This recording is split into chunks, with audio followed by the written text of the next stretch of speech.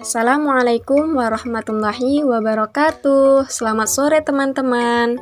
Semoga teman-teman dan keluarga di rumah sehat selalu. Amin. Baik, kami dari kelompok 4 yang beranggotakan saya sendiri, Retno Dwi Pratiwi, Nur Arsy, dan Muhammad Rizky. Video kali ini kami buat untuk memenuhi tugas psikologi abnormal oleh dosen pembimbing Bapak Syahri Ramadan, SPSI, MSI. Materi yang kami bawakan yaitu tentang gangguan mood atau mood disorder. Yang pertama akan dijelaskan oleh teman saya, Muhammad Rizky. Baiklah, saya akan menjelaskan tentang karakteristik umum gangguan mood. Karakteristik ini dibagi menjadi 7 bagian. Yang pertama, depresi, gejala dan simptom kesediaan yang amat sangat, perasaan bersalah dan tidak berarti menarik diri dari orang lain, kehilangan nafsu makan, tidak dapat tidur, sulit memusatkan perhatian, lebih suka duduk sendiri dan berdiam diri. Yang kedua, mania, gejala dan simptom kondisi emosional dan mood yang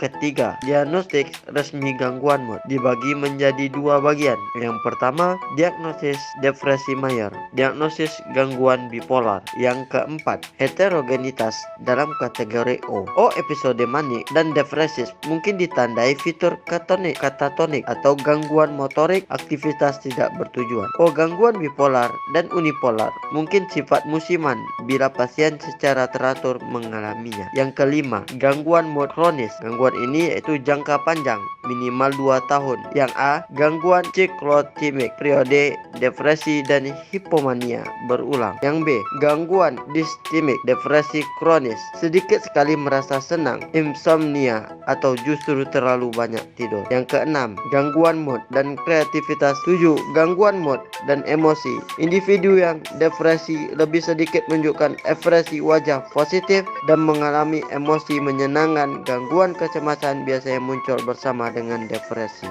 Di sini saya menjelaskan tentang teori psikologis tentang gangguan mood, di mana teori ini ada beberapa. Yang pertama, teori psikoanalisis depresi. Freud menuliskan dalam karyanya Morning and Melancholy sebuah teori bahwa potensi depresi mulai diciptakan pada awal masa kanak-kanak. Kedua, teori kognitif depresi Beck. Aaron Beck mengemukakan teori psikologis tentang gangguan mood kontemporer terpenting yang menganggap proses berpikir sebagai faktor penyebab terjadinya depresi atau gangguan mood. Yang ketiga, teori ketidakberdayaan. Dan yang keempat, teori hopelessness, perasaan bahwa hasil yang diharapkan tidak akan pernah muncul dan individu tersebut tidak bisa merubah situasi yang ada. Yang kelima, teori keputusasaan. Teori psikologis tentang gangguan mood ini menganggap bahwa depresi disebabkan karena keputusasaan, karena mempunyai perkiraan bahwa hasil yang diharapkan tidak akan terjadi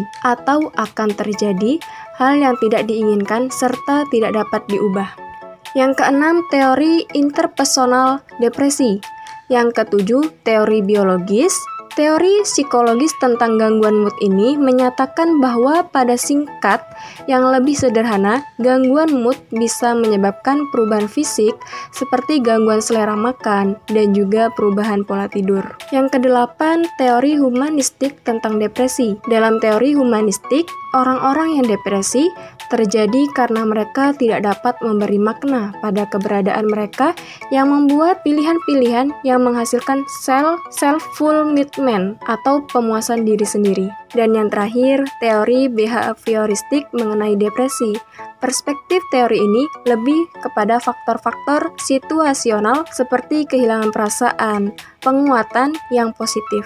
Terima kasih. Teori biologis gangguan mood. Yang pertama, data genetik. Hipotesis terhadap orang yang diadopsi mengatakan bahwa terdapat kaitan antara gangguan bipolar dengan gangguan komponen keturunan. Yang kedua, neurokimia dan gangguan mood. Ada 2 neurotransmitter yang banyak dipelajari, yaitu norepinefrin dan serotonin, neuron prasinaptik dan neuron pascasinaptik. 1. Ketika suatu neuron melepaskan norepinefrin atau serotonin dari bagian ujungnya. Yang kedua, obat-obat trisklik menghambat proses pengambilan tersebut. Yang ketiga, sistem neurodokrin berkaitan dengan aksi hipotalamus, pituitary, adrenocortical, dalam depresi. Dan yang keempat, teori terpadu gangguan bipolar. Gangguan bipolar mencerminkan suatu gangguan dalam sistem motivasional yang disebut sistem aktivasi behavioral atau BAS. Selanjutnya yaitu terapi gangguan mood, di mana di sini saya menjelaskan pertama terapi psikologis depresi. Terapi psikologis depresi ini terbagi menjadi 5. Yang pertama yaitu terapi psikodinamika, kedua terapi kognitif dan perilaku, yang ketiga terapi kognitif berbasis pola pikir, yang keempat pelatihan keterampilan sosial, dan yang kelima terapi aktivasi behavioral. Selanjutnya itu ada terapi psikologis gangguan bipolar,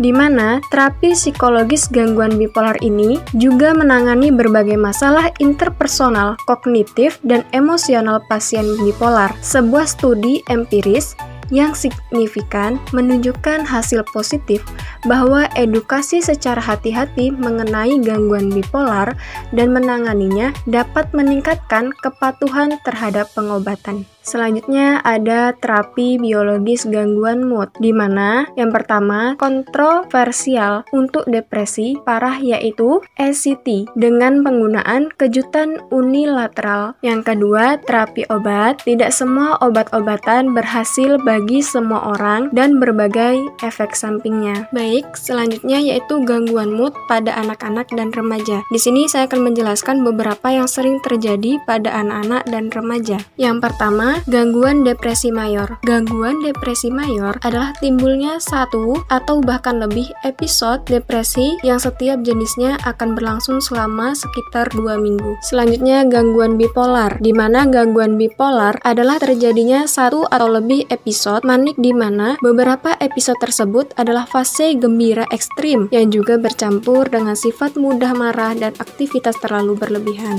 Berikutnya yang sering terjadi pada anak adalah gangguan kecemasan, sehingga membuat anak tidak bisa menemukan cara menghilangkan kecemasan, seperti contohnya gangguan obsesif kompulsif, gangguan stres pasca trauma, fobia sosial, dan juga gangguan kecemasan umum. Takut dan cemas yang berlebihan, di mana rasa takut dan cemas umumnya terjadi gangguan pada anak di usia dini yang biasa terjadi. Anak-anak bisa dikatakan normal jika takut dengan suasana gelap, membayangkan monster, atau takut saat akan ditinggal orang tuanya. Selanjutnya saya menjelaskan tentang bunuh diri, di mana perspektif bunuh diri. Seseorang memiliki niat bunuh diri jika mereka bertindak dengan cara yang tidak nampak jelas, ingin menghancurkan diri sendiri namun dapat menyebabkan cedera serius atau kematian setelah kurun waktu yang lama. Terima kasih. Itu saja yang dapat kami jelaskan tentang gangguan mood. Lebih dan kurangnya kami mohon maaf. Kami akhiri, wabillahi taufik wal hidayah. Wassalamualaikum warahmatullahi wabarakatuh.